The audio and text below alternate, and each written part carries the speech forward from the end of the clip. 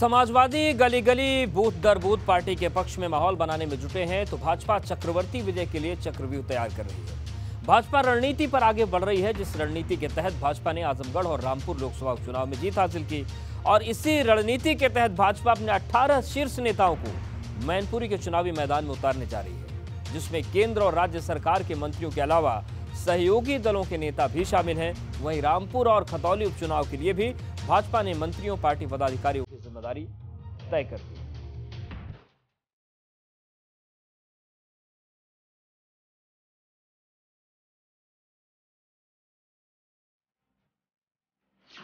उपचुनाव के कुरुक्षेत्र में भाजपा की व्यूह रचना।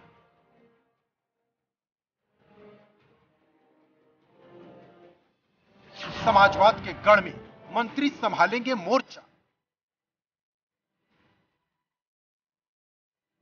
भाजपा के चौधरी की रणनीति करेगी खेला।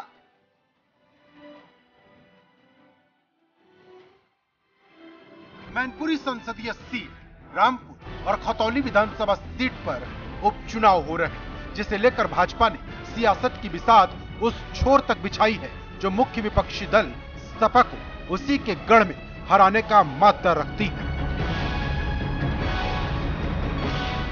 भाजपा उपचुनाव में अपनी जीत और सपा की हार के लिए कोई गुंजाइश नहीं छोड़ना चाहती। इसके लिए भाजपा मिशन 18+ के तहत चुनावी रणनीति को धार देगी। दरअसल भाजपा ने मैनपुरी संसदीय सीट और रामपुर खतौली विधानसभा सीट के लिए नेताओं की जिम्मेदारी तय कर दी है। इसमें पार्टी के पदाधिकारी और मंत्री भी शामिल हैं। मैनपुरी संसदीय सीट पर प्रदेश अध्यक्ष भूपेंद्र चौधरी, संगठन महामंत्री धर्मपाल सैनी, केंद्रीय मंत्री एसपी सिंह बघेल, स्मृति ईरानी, बीएल वर्मा, महेंद्र नाथ पांडे, पंकज चौधरी, सहयोगी दल अपना दल के अध्यक्ष और केंद्रीय मंत्री अनुप्रिया पटेल के साथ साथ संजय निषाद समेत 18 चेहरे चुनावी मैदान में उतारे जाएंगे। बीजेपी के तमाम जो वरिष्ठ नेता हैं, वरिष्ठ पदाधिकारी हैं, वो लगातार मैनपुरी लोकसभा क्षेत्र में लोगों से संवाद कर रहे हैं, संगठन स्तर पर तमाम रणनीतियां बना रहे हैं। वहीं दूसरी तरफ कहा जाए माइक्रो लेवल पर बीजेपी ने यहां चक्रव्यूह रच दिया है। सूत्रों की जानकारी के मुताबिक हर बूथ पर 21 लोगों की टीम बीजेपी ने गठित की है। इसके साथ ही हर विधानसभा में 5 मंडल हैं, वहां विस्तारकों को ड्यूटी पर लगा दिया गया है। शक्ति केंद्रों पर को एक्टिव कर दिया गया है, वहां भी 3-3 लोगों की मीटिंग ड्यूटी लगा दी गई है। तो कुल मिला के भारतीय जनता पार्टी एक बार फिर मजबूत संगठन के जरिए इस पूरे कहा जाए चुनाव को जीतना चाहती है। मैनपुरी के महासमर में भाजपा ने जिन नेताओं को जिम्मेदारी सौंपी, उसमें 6 केंद्रीय मंत्री, 3 सांसद और 7 मंत्री शामिल हैं। कमोबेश यही रणनीति रामपुर और खतौली को लेकर है। रामपुर में कैबिनेट मंत्री सुरेश खन्ना, कैबिनेट मंत्री धर्मपाल सिंह, कैबिनेट मंत्री जितिन प्रसाद, राज्य मंत्री बलदेव सिंह औलख और पूर्व केंद्रीय मंत्री मुख्तार अब्बास नकवी का नाम शामिल है।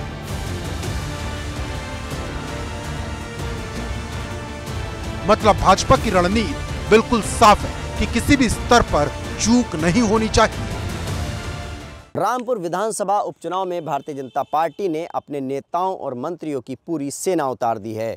उत्तर प्रदेश सरकार के वित्त मंत्री सुरेश खन्ना, पीडब्ल्यूडी मंत्री जितिन प्रसाद, जल शक्ति मंत्री बलदेव सिंह औलख और अल्पसंख्यक कल्याण मंत्री धर्मपाल सिंह को चुनाव प्रचार में बड़ी जिम्मेदारी दी गई है।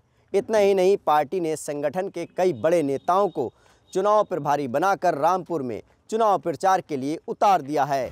खतौली में भाजपा ने मंत्री सोमेंद्र तोमर, जसवंत सैनी और ब्रजेश सिंह को जिम्मेदारी दी है। ये तमाम नेता 20 नवंबर से चुनावी रण क्षेत्र में कमान संभाल लेंगे। प्रदेश अध्यक्ष भूपेंद्र चौधरी 20 नवंबर से 3 दिन तक मैनपुरी में ही रहेंगे और भाजपा की जीत की संभावनाएं तलाशेंगे। खतौली विधानसभा उपचुनाव जीतने को बीजेपी एक ऐसा चक्रव्यूह रचने जा रही है कि जिसके हर द्वार पर सरकार और संगठन के मजबूत सिपह सलार खड़े होंगे, जो विपक्ष का हर वार झेलने और पलटवार करने में निपुण होंगे। चूंकि मुजफ्फरनगर जिले से डॉक्टर संजीव बालियान और कपिल देव अग्रवाल 2 मंत्री हैं और खतौली विधानसभा सीट इसी मुजफ्फरनगर के अंतर्गत आती है, इसलिए दोनों ही मंत्रियों की प्रतिष्ठा दांव पर लगी हुई है। हालांकि लखनऊ से लेकर दिल्ली तक तमाम मंत्रियों की फौज कमल के पक्ष में माहौल बनाने के लिए खतौली की रणभूमि में उतरेगी। इस बीच भाजपा के नेता और सरकार के मंत्री लगातार चुनावी क्षेत्रों का दौरा कर रहे हैं। भाजपा का सबसे ज्यादा फोकस मैनपुरी सीट पर है। कोई चुनौती नहीं है और किसी की परंपरागत सीट नहीं है। पूरे देश में भारतीय जनता पार्टी का परचम लहरा रहा है और यहाँ भी भारतीय जनता पार्टी का परचम लहराएगा। भाजपा ने तीनों ही सीटों पर जातिगत समीकरणों पर मंथन के बाद उम्मीदवार उतारे।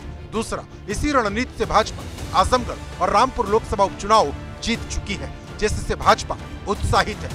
लेकिन सपा को भाजपा के इस उत्साह में अति आत्मविश्वास नजर आता है। समाजवादी पार्टी और उसका गठबंधन उत्तर प्रदेश में भारतीय जनता पार्टी को हराएगा और भारी बहुमत से हराएगा। तीनों सीटें निश्चित रूप से हम लोग जीतेंगे।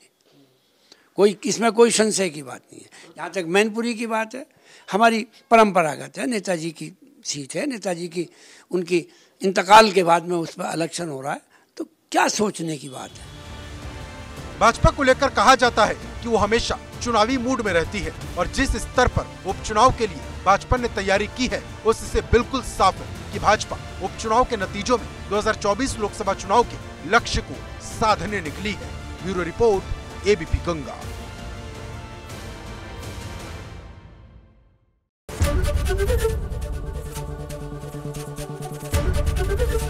एबीपी गंगा, खबर आपकी, जुबान आपकी।